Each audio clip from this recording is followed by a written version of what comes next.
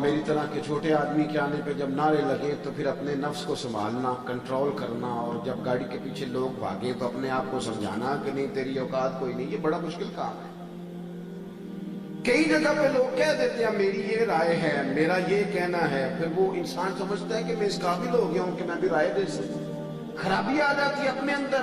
ढूंढता फिरता हूं मैं इकबाल अपने आप को, आप ही गोया मुसाफिर आप ही मंजिल हूं मैं। मुश्किल होता है, लेकिन सरकार गौसे देखो ना, तकरीरें दो किस्म की होती हैं। एक तकरीर मैं आपसे कर रहा हूं, एक तकरीर मैं जुमे वाले दिन करता हूं। खुदा ना करे, अल्लाह माफ करे, करोड़ दफा किसी ने आके बताया कि आपका बेटा सिगरेट पीने लगा है। अब मैं उसे सामने बिठा के तकरीर नहीं करूंगा। इस तरह जुमे में सबको समझाता हूं, ये नहीं मेरा अंदाज। तकरीर वो भी होगी और उस तकरीर में आंसू होंगे, उसमें दर्द होगा। मैं पुत्र से समझाऊंगा तो मैं वो सारी मिन्नतें कर दूंगा जो मैं कर सकता हूं। मैं उसे कहूंगा मेरी तो कमाई उजड़ जाएगी पुत्र, तो इस रास्ते चल निकला। उसकी माँ उसे दुपट्टे पैरों में रख दे और फिर उसने वादा कर लिया कि आज के बाद नहीं करता मैं, मुझे आप, मेरा पक्का वादा है।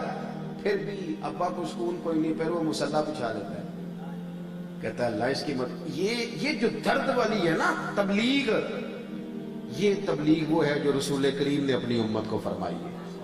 हुजूर फरमाते तुम गिरते हो दोज़ख में, जिस तरह किसी ने आग जलाई हो तो पतंगे गिरे तो आग जलाने वाला रोकता है पकड़ पकड़ के, ना गिरना जल जाओगे।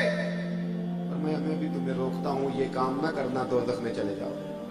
हुजूर अलैहिस्सलाम की तबलीग दर्द वाली, सोज वाली।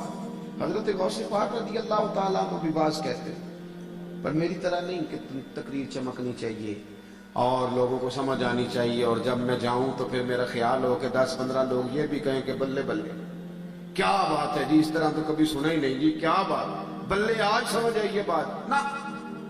अपने रब के साथ ताल्लुक, वाज बंदों से कहना है, बात बंदों से करनी है, राजी अल्लाह को करना है। हजरत गौसे पाक तकरीर कर रहे हैं, 70,000 का मुजमा है, स्पीकर स्पीकर कोई नहीं, और जैसी समझ पहले बंदे बैठे को आती है वैसी आखिरी को भी आ रही है। 70,000 का मजमा, बारिश आ गई, कहां कनाते, कहां तंबू, कहां छत हो सकती है 70,000 आदमी पे कैसे करके।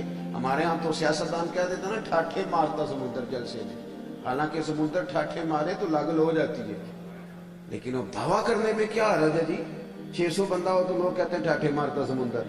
मैं कहता हूँ चलो ठाठे मारती नहर ही कह लो, समुद्र तक ही चलेगा, इतनी लंबी बात करने की क्या जरूरत। 70,000 का मजमा जब सामने हो ना मेरे भाई, तो पता लगता है लोग आए हुए, और बारिश शुरू हो गई और लोग अब हिलने जुलने लगे, उठने लगे। तो ये मेरे सरकार गौस पाक का इखलास है।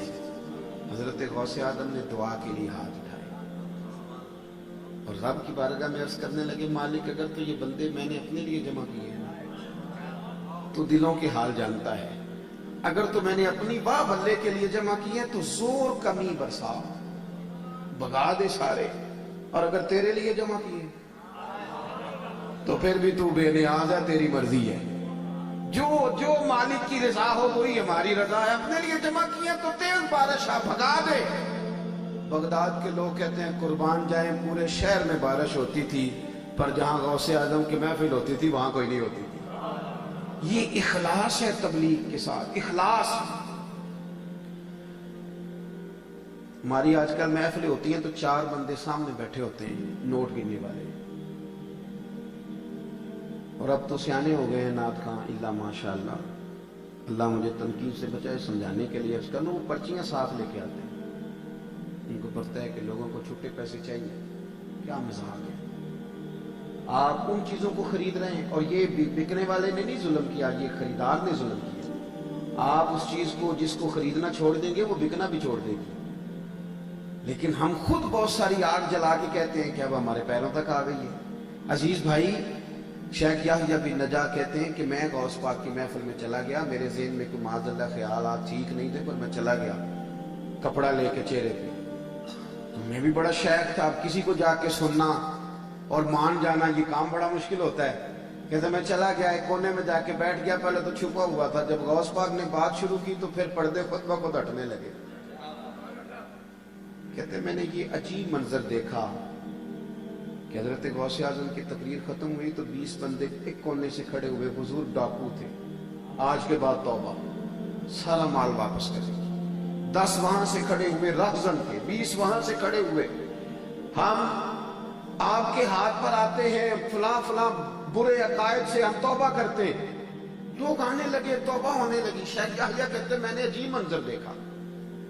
اگلے دن نہ میں ایک دھاگا لے گیا، کس لیے؟ آج میں نے گننا ہے کتنے بندے توبہ کرتے۔ میں نے کہا ہمارے یہاں نوٹ گنے جاتے ہیں، وہاں توبہ کرنے والے گنے جا رہے ہیں۔ دھاگا لے گئے بڑا سارا۔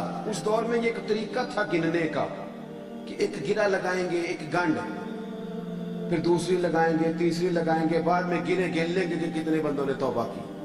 کہتے ہیں میں ذرا ممبر کے قریب بیٹھ گیا، سرکار غوث پاک نے گفتگو شروع کی۔ انداز یہ ہوتا تھا کہ قاری صاحب قرآن پاک کی چاند آیات پڑھتے، وہ جہاں سے بھی پڑھتے، سرکار غوث پاک اسی کی تفسیر شروع فرما دے۔ اور یار جو سویرے درس دے اسے بھی تھوڑا سا پیر مان لیا کرو، چلو فول نہیں، تھوڑا سا تو مان لو اسے تو۔ جس نے 3 آپ کے بچوں کی نسلوں کو قرآن پاک پڑھا دیا ہے، تھوڑا کبھی مہربانی کرو، اس کا بھی ایک مٹھائی کا ڈبہ بن ہی سکتا ہے۔ پیر صاحب سال کے بعد آتے ہیں اور انہوں نے جی پیر صاحب آئے ہوئے ہیں دورے پہ، تبلیغی دورے پہ، ان سے پوچھو انہوں نے کون سی تبلیغ کی، مثلا کیا تبلیغ کی انہوں نے؟ خدا را آپ علم کو سپورٹ کریں گے، جس چیز کو لوگ سپورٹ کرتے ہیں وہ مضبوط ہو جاتی ہے۔ آپ مدارس کو، علم کو سپورٹ کریں گے تو مضبوطی آئے گی۔